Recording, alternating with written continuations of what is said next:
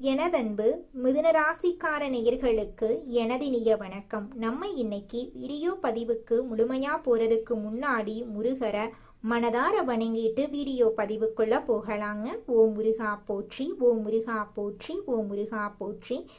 காக்கும் முருகனே போற்றி. நல்லதே நடக்கும், நல்லது மட்டும்தான் நடக்கும். நம்மளோட மிதுன ராசிக்காரங்களுக்கு பேச்சு திறன் அதிகமா இருக்கு. இவங்களுடைய பேச்சு திறன் மூலமா எதிரிகளை கூட இவங்க எளிமையா நண்பனா மாத்திருவாங்க. இவங்களுக்கு புத்திசாலித்தனம் அதிகமாவே இருக்கு. இவங்க எந்த ஒரு செயலை செஞ்சாலும் சுறுசுறுப்பா செய்வாங்க. ஒருத்தங்கிட்ட பேசும்போதும் சரிங்க, ஒருத்தங்கிட்ட பழகும் போதும் சரி, இவங்க எளிதில் பழகக்கூடிய தன்மை கொண்டவங்களா இருக்காங்க. கள்ளகலப்பான மனசுக்கு சொந்தக்காரங்களா இருக்காங்க நம்மளோட மிதுன ராசிக்காரங்க. இந்த பதிவு மறுபிறவி எடுக்கக்கூடிய மிதுன ராசிக்காரர்களுக்கானது. என்னங்க மறுபிறவியா? ஆமா, ஒரு மனிதன் இந்த காலகட்டத்துல கஷ்டத்துல இருக்கான் அப்படின்னா, சரிவை சந்திச்சிட்டா அப்படின்னா, தோல்விய அடைஞ்சிட்டா அப்படின்னா, மீண்டும் அவன் எழுந்து அந்த வெற்றி பாதையை நோக்கி வர்றதே ஒரு மறுபிறவி எடுத்து வர மாதிரி தான். அந்த அளவுக்கு நிறைய மாற்றத்தையும் அந்த எண்ணத்தையும் சிந்தனையையும் அவன் விதைக்க வேண்டியது இருக்கு. அப்படிப்பட்ட ஒரு போராட்டமான வாழ்க்கையத்தான் இந்த காலகட்டம் இருக்கு. ஆகவே மிதுன ராசிக்காரர்களுக்கு இந்த காலகட்டம் கொடுக்கக்கூடிய முக்கிய மாற்றங்கள் என்ன, எந்த மாதிரி அதிசயத்தை பார்க்க இருக்கீங்க, எந்த மாதிரி விஷயத்தை ஃபாலோ பண்ணணும் அப்படிங்கறத எல்லா தகவலும் இந்த பதிவுல நாம தெரிஞ்சுக்க போறோம். ஆகையால ஸ்கிப் பண்ணாம முழுமையா பார்த்து தெரிஞ்சுக்கோங்க. பார்த்துட்டு உங்க நண்பர்கள் உறவினர்கள் எல்லாருக்கும் இந்த வீடியோவை ஷேர் பண்ணுங்க. நம்மளோட மிதுன ராசிக்காரர்கள் எப்போது வாழ்க்கையில முன்னேறுவாங்க அப்படிங்கிறத பத்தி நாம போன பதிவுல பார்த்திருந்தோம். குறிப்பா இப்ப அதற்கான நேரமும் காலமும் வந்துருச்சு அப்படின்னே சொல்லலாம். எப்படிங்க அப்படின்னு சொல்லி கேட்டீங்கன்னா, தமிழ் புத்தாண்டு பிறந்துருச்சு. நல்ல மாற்றத்தை கொடுக்கக்கூடிய ஆண்டாக இந்த ஆண்டு உங்களுக்கு அமைய போகுது. வருடம் ஆரம்பிச்சிருச்சு. உங்க வாழ்க்கையில இருக்கக்கூடிய தடுமாற்றங்களும் சோதனைகளும் குழப்பங்களும் மிதுன ராசிக்காரர்களுக்கு கண்டிப்பா இல்லாம போக போகுது. இந்த வருடத்தின் பாதையிலிருந்து மாற்றங்கள் வருங்க. நான் கண்டிப்பா சொல்லி இருந்தேன், ஏப்ரல் மாசத்துக்கு அப்புறம் மாற்றத்தை பார்ப்பீங்கன்னு. நான் மிதுன ராசிக்காரர்களுக்கு போன வருஷம் முடிவடையும் போது சொன்னேன், இந்த வருஷம் ஆரம்பிக்கும் போதும் சொன்னேன். இப்ப அதற்கான நேரம் தான் இப்ப வந்திருக்கு. சரிங்களா? இந்த தமிழ் புத்தாண்டு முதல்ல என்ன மாற்றம் இந்த மிதுன ராசிக்காரர்களுக்கு கிடைக்குன்னா, உங்களுடைய வேலையில மாற்றத்தை பார்ப்பீங்க. 100% மாற்றத்தை பார்ப்பீங்க. என்னங்க 100% மாற்றம்னா வேலைக்கான மாற்றம். ஒன்று இருக்கிற வேலையிலிருந்து இன்னொரு வேலைக்கு மாறுவீங்கன்னா, வேலை கிடைக்காத நபர்கள் வேலைக்கு போறதுக்கான ஒரு சூழல் உருவாகும். ஒரு இக்கட்டான சூழல் முதல்ல உருவாகும். எப்பவுமே ஒரு விஷயத்த புரிஞ்சுக்கோங்க மிதுன ராசிக்கார நண்பர்களே, உங்களுக்கு ஒரு நல்லது நடக்க போகுதுன்னா அதுக்கு முன்னாடி ஒரு இக்கட்டான சூழ்நிலை வரும், ஒரு கஷ்டமான சூழ்நிலை வரும். அதுதான் உங்களை அந்த நல்ல நிலைக்கு தள்ளிவிடும், தள்ளும், புஷ் பண்ணும் ஒரு சூழ்நிலை. அதாவது நீங்களா போய் ஒரு விஷயத்த பண்றதை விட ஒரு விஷயத்த பண்ண வைக்கும். அப்படிப்பட்ட சூழ்நிலைக்கு நீங்க தள்ளப்படுவீங்க. பெரும்பாலும் மிதுன ராசிக்காரங்களை பாருங்க, சூழ்நிலைகள் தான் இவங்கள தள்ளிக்கிட்டே இருக்கும். இதை பண்ணித்தான் ஆகணும், இதை செஞ்சுதான் ஆகணும் அப்படின்னு. அப்ப இந்த ராசியில நல்ல நிலைமையில இருக்கிறவங்க என்ன விஷயத்தை என்னென்ன ரகசியத்தை ஃபாலோ பண்றாங்கன்னு தெரியுங்களா? எந்த வழிமுறைய ஃபாலோ பண்றாங்கன்னு தெரியுங்களா? சூழ்நிலை தன்னை தள்ளக்கூடிய அளவுக்கு வச்சுக்க மாட்டாங்க. இது மிதுன ராசிக்காரங்க தெரிஞ்சுக்க வேண்டிய முக்கியமான விஷயமா இருக்கு. சூழ்நிலைகள் உங்களை தள்ளுற மாதிரி நீங்க வச்சுக்க கூடாது. இந்த சூழ்நிலை வேற இக்கட்டான சூழ்நிலைப்பா, இதை பண்ணித்தான் ஆகணும், இனிமேலு வேற வழி இல்லை, செஞ்சுதான் ஆகணும் அப்படிங்கிற நிலைக்கே விடக்கூடாது. முன்கூட்டியே அந்த சூழ்நிலை வராம இருக்க என்ன பண்ணணுமோ அதை பண்ணிடணும். அப்ப மிதுன ராசிக்காரங்க வேலை இல்லாம இருந்தவங்களுக்கு இந்த டைம் ஏதாவது கிடைக்கிற வேலைக்காவது போய் தான் ஆகணும், ஏதாவது ஒரு வேலைக்கு போய் தாண்டா ஆகணும் அப்படிங்கிற ஒரு சூழ்நிலை இந்த காலகட்டத்தில் உருவாகுது. அப்ப அந்த வேலை உங்களுக்கு எப்படிப்பட்ட மாற்றத்தை கொடுக்குனா, நான் ஒரு பதிவுல நான் சொல்லி இருந்தேன். என்ன சொல்லி இருந்த?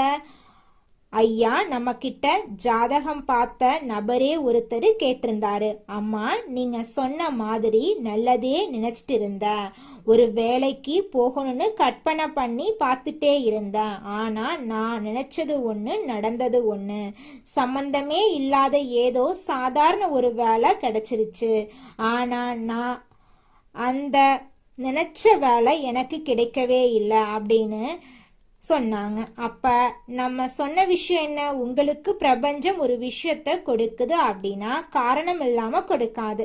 இத முதல்ல ஏற்றுக்கொள்ளக்கூடிய மனப்பான்மை கொண்டவர்களுக்கு தான் அது முழுமையான மாற்றத்தை கொடுக்கும். எதனால ஒரு விஷயம் நடந்ததுன்னு இன்னைக்கு தெரியாது, பல வருடங்கள் கழிச்சு யோசிக்கிறப்பத்தான் இது ஏன் நடந்துச்சு, எதனால நடந்துச்சுன்னு பல உண்மைகள் உங்களுக்கு தெரிய வரும். இன்னைக்கு பிரபஞ்சம் உங்களுக்கு எதை கொடுக்குதோ அதை ஏத்துக்கோங்க, அது நாளை உங்களை எப்படி மாத்துங்கிறத பாருங்க. அதே போல கிடைச்ச அந்த சாதாரண வேலைக்கு மனசில்லாம போய் சேர்ந்தவர் அப்புறம் ஏதோ கொஞ்சம் கொஞ்சமா அந்த வாரங்கள் மாதங்கள் ஆச்சு, மாதங்கள் 4 மாசம் ஆச்சு, மாசம் ஆகிறப்ப என்ன ஆகுதுன்னா, வேலைக்கு வேலை செய்யக்கூடிய இடத்துல இவர் எந்த வேலை எதிர்பார்த்தாரோ அந்த வேலை சம்பந்தமுள்ள ஒரு நபர் வேலை ரீதியா வந்து பார்க்கக்கூடிய நேரத்துல அந்த பக்கம் வேலைக்கான ஒரு இடம் காலியா இருக்கிறப்போ இவர் நினைச்ச இடத்தை அடைவதற்கான அந்த சூழ்நிலை உருவாக்குதுங்க. இதுதான் பிரபஞ்சம் உருவாக்கக்கூடிய ஒரு அமைப்பா இருக்கு. மிதுனம் ராசிக்காரர்களே, பிரபஞ்சம் ஈர்த்து கொண்டு வந்து உங்களுக்கு ஒரு நல்லதை கொடுக்குது. நீங்க கேட்டதை கொடுக்குதுன்னா எடுத்த உடனே நீங்க கேட்டதை கொடுக்காது. முதல்ல அதற்கான சோதனைகளும் சில இடத்துல பொறுமைகளையும் கையாளக்கூடிய சில சூழ்நிலைகள் உருவாகும். ஒரு திடீர்னு ஒரு கஷ்ட சூழ்நிலை வரும், திடீர்னு ஒரு தடுமாற்றம் வரும். அப்படி வருதுன்னா உடனே ஒரு மனிதன், சாதாரணமா ஒரு மனிதன் என்ன நினைக்கிறான், அவ்வளவுதான்ப்பா, நம்மளுக்கு கெட்ட நேரம் ஆரம்பிச்சிருச்சு, இனி நம்ம பொழப்பு அவ்வளவுதான், அப்படி இப்படின்னு நெகட்டிவா யோசிக்கிறான். ஆனா அதுதான் அவங்கள அடுத்த நிலைக்கு கொண்டு போகுதுங்கிறத இவங்க மறந்துடுறாங்க, யோசிக்க தவறிடுறாங்க. ஏன்னா எப்போ ஒரு கஷ்ட சூழ்நிலை வருதோ, எப்போ ஒரு இக்கட்டான சூழ்நிலை வருதோ அப்பத்தான் அதிலிருந்து மீண்டு வர்றதுக்கான எண்ணங்கள் உதிர்க்கும், அதற்கான முயற்சிகள் அதிகரிக்கும். அப்படித்தான் மிதுன ராசிக்காரங்களுக்கு இந்த வருஷம் இருக்க போகுது. இந்த வருஷத்துல நல்லதெல்லாம் நடக்க போகுது. மிதுனம் ராசிக்காரர்களே, உங்களுக்கு இந்த காலகட்டம் முக்கிய முடிவு எடுக்கக்கூடிய சூழ்நிலைக்கு உங்களை தள்ள போகுது. அப்ப அந்த முக்கிய முடிவு என்னவா இருக்க போகுதுன்னா, வருமானத்துல, பொருளாதாரத்துல, வேலை சார்ந்து, தொழில் சார்ந்து, முக்கியமா உங்க வாழ்க்கையின் ஒரு மாற்றத்தை நோக்கி ஒரு முடிவை எடுக்க வைக்க போகுது. உங்களுடைய வாழ்க்கையில முக்கியமான நிகழ்வுகள் எல்லாமே அடுக்கடுக்கா நடக்க போகுதுங்க. மிதுனம் ராசிக்காரர்களே, அந்த முக்கிய முடிவுகளை உங்க வாழ்க்கையின் மாற்றத்துக்கான ஒரு பிள்ளையார் சொல்லியா அமைச்சுக்கோங்க. நீங்க தான் அமைச்சுக்கணும். அப்பத்தான் உங்க வாழ்க்கையில மாற்றங்கள் அடுக்கடுக்கா வருங்க. மிதுன ராசிக்காரங்களை பொறுத்தளவுக்கு இந்த படிக்கக்கூடிய நபர்கள், மாணவர்கள் மேற்படிப்புக்காக வெளியூர் போகக்கூடிய சூழ்நிலையும் இந்த காலகட்டத்துல உருவாகும். குறிப்பா 10 மாசத்துக்குள்ள அடுத்து வரக்கூடிய 10 மாசம்னு நீங்க கணக்கு வச்சுக்கோங்க.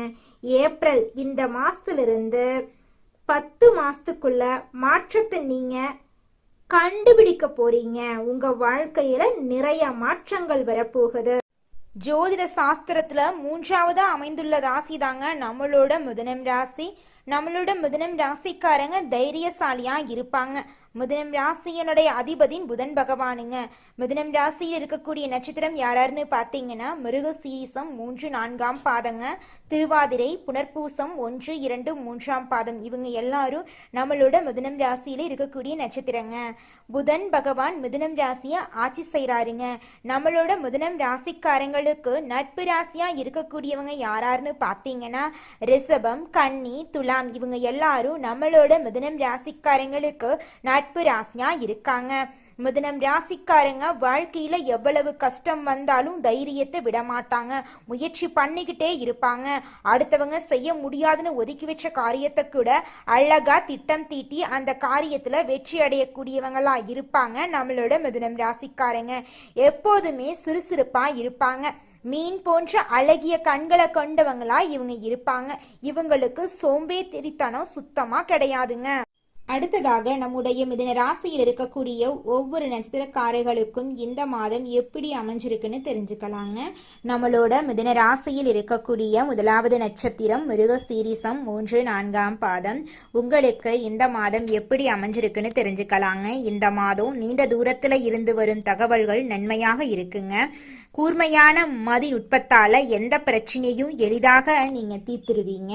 பூர்வீக சொத்துக்கள்ல இருந்த தகராறுகள் நல்ல முடிவுக்கு வரும். உங்க குடும்பத்துல இது நாள் வரைக்கும் இருந்த அனைத்து பிரச்சனைகளுக்கும் படிப்படியா தீர்வு கிடைக்க போகுது. உங்களோட ஆசைகள் கனவுகள் எல்லாமே நிறைவேற போகுதுங்க. உங்களுடைய குடும்பத்துல சுபகாரியங்கள் தொடர்ச்சியா நடக்க போகுதுங்க. நீங்க நிலம் வாங்க போறீங்க, கார் வாங்க போறீங்க, வாகனமெல்லாம் வாங்க போறீங்க.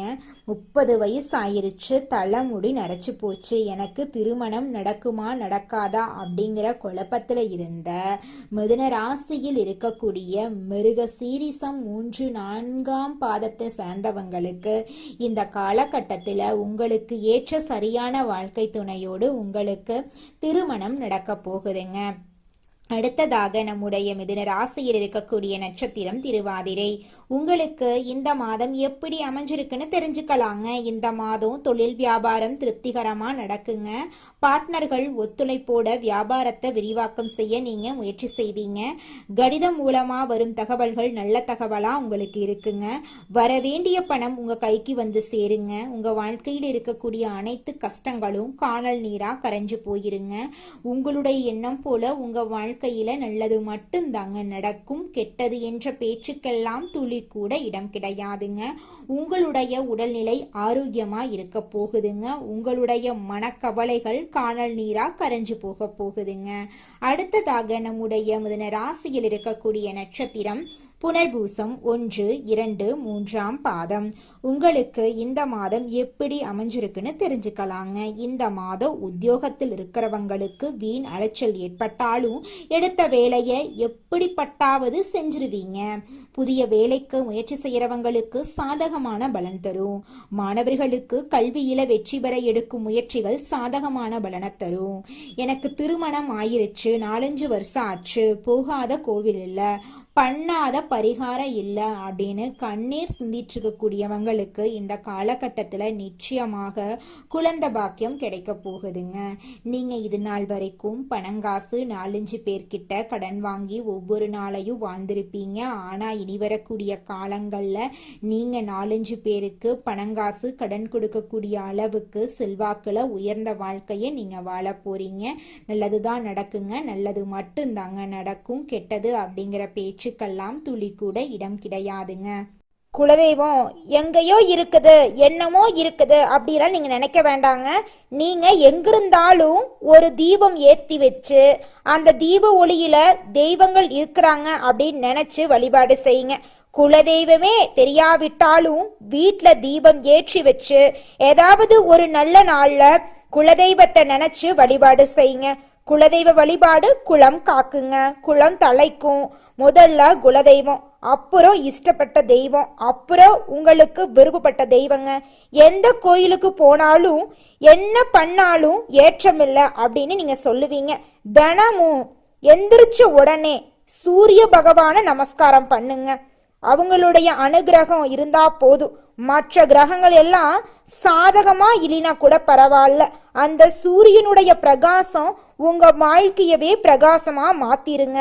அந்த வெளிச்சம் உங்களை வந்து சேருங்க. உங்க வாழ்க்கையில் இருக்கக்கூடிய கண்ணீரெல்லாம் கரைஞ்சு போயிருங்க. கொடுக்கும் வார்த்தைக்கு மதிப்பு கொடுக்கக்கூடிய மிதுன ராசி அன்பர்களே, இந்த மாதம் பணவரத்து அதிகரிக்கும், அறிவு திறமை வெளிப்படும், உங்கள் வார்த்தைக்கு மதிப்பு உண்டாகுங்க. அடுத்தவர்களின் குற்றச்சாட்டுக்கு ஆளாக நேரிடலாம், அதனால கவனமா இருந்துக்கோங்க.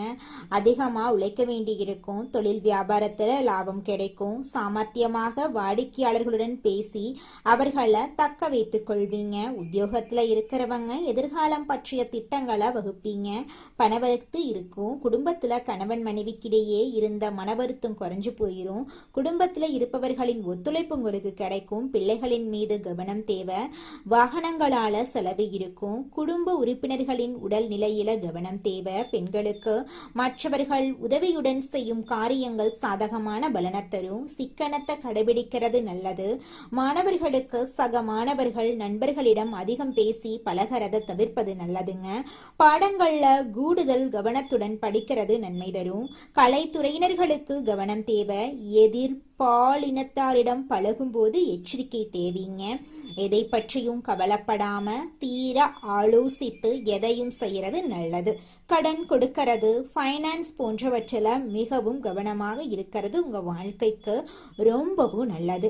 அரசியல் துறையினர்களுக்கு புதிய ஒப்பந்தங்கள் கையெழுத்தாகும். எந்த கொள்முதலையும் தயக்கமின்றி செய்யலாம். வியாபாரம் பெருக போகுது. போட்டியாளர்கள் எல்லோருமே விலகி செல்ல போறாங்க. உங்க வாழ்க்கையில இது நாள் வரைக்கும் இருந்த அனைத்து பிரச்சனைகளும் படிப்படியா குறைஞ்சு போக போகுது. உங்களுடைய ஆசைகளும் கனவுகளும் நிறைவேற போகுது. இது நாள் வரைக்கும் உங்களை வேண்டான்னு உதறி தள்ளிட்டு போன சொந்த பந்தங்கள் எல்லோருமே இனி வரக்கூடிய காலங்கள்ல உங்களை தேடி வரப்போறாங்க. நல்லதே நடக்கும், நல்லது மட்டும்தான் நடக்கும். ஓ முருகா போற்றி, ஓ முருகா போற்றி, ஓ முருகா போற்றி. உங்கள் வாழ்க்கையில் மேலும் நல்லதெல்லாம் நடக்க நீங்கள் செய்யக்கூடிய பரிகாரம் என பார்த்தீங்கன்னா, உங்கள் வீட்டுக்கு பக்கத்தில் இருக்கக்கூடிய வயதான முதியவர்களுக்கு உங்களால் முடிந்த உதவிகளை செஞ்சுக்கிட்டு வாங்க. இந்த உதவியை செய்யறதன் மூலமா நீங்கள் செஞ்ச பாவங்கள் நிச்சயமாக குறையுங்க. உதவி செய்யணும் அப்படிங்கிறதுக்காக நீங்கள் ஆயிரக்கணக்கில் லட்சக்கணக்கில் பணம் செலவு பண்ணணும் அப்படிங்கிற அவசியம் கிடையாதுங்க. உங்களால் முடிஞ்ச அளவுக்கு ஒரு வேளை முதியவர்களுக்கு உணவு வாங்கி கொடுத்தா கூட போதுங்க. இந்த உதவியை செய்யறதன் மூலமா உங்க வாழ்க்கையில நல்லது தாங்க நடக்கும், நல்லது மட்டும் தாங்க நடக்கும். நன்றி, வணக்கம்.